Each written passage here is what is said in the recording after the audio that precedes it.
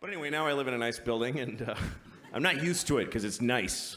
There's like a pretty courtyard with flowers and a fountain with little marble boys pissing. I don't know. What is it with fountains? Like, all fountain sculptors are pedophiles, basically. You can't get a fountain made without...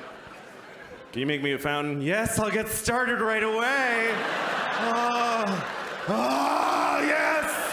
Yes! It's finished! And it's just little boys pissing on the face of a Greek god that looks like him a lot. It's piss on me forever!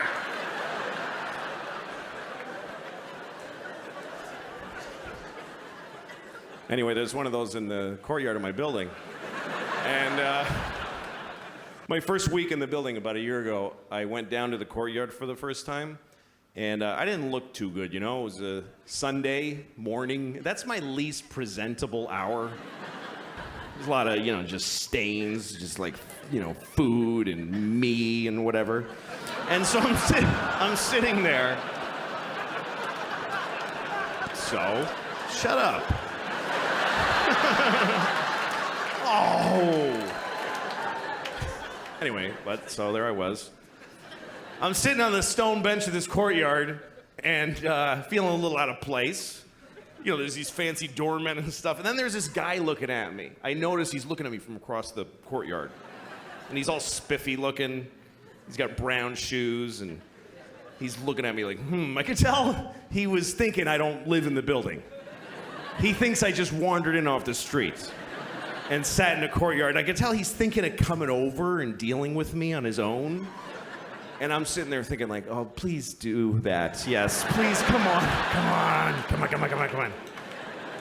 And I'm trying to look even more gross. And I'm like pulling up my shirt. And then I see him go, oh, no, that's not going to do at all. And he comes over to me. And I'm like, I'm so excited to have this thing. A confrontation where I'm not wrong at all. And he thinks I am. So he comes over, says, excuse me, do you live in this building? And I said, no. Because why not start there? I said, no. He goes, well, then what are you doing here? And I said, I just need your rest. I'm having a hard time.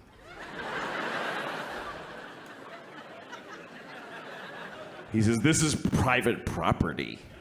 And I said, well, I don't really believe in that. Just the worst things I could say from his point of view is basically all the things I was saying.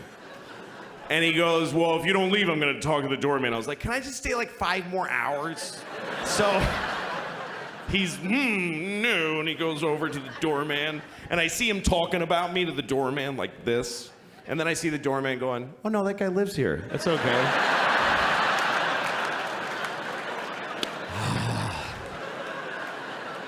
And the look on his face, it was just so, this beautiful cocktail of anger and confusion.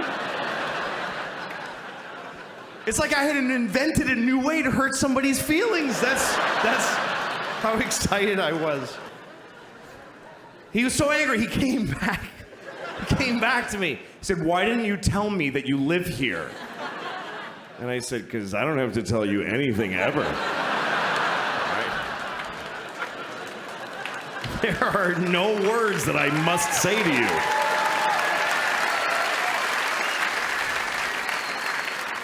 Also, I didn't want to ruin your thing. That's your favorite thing you were doing. You love that! Making people not be places. Also, I make more than you. I just don't give a shit about myself.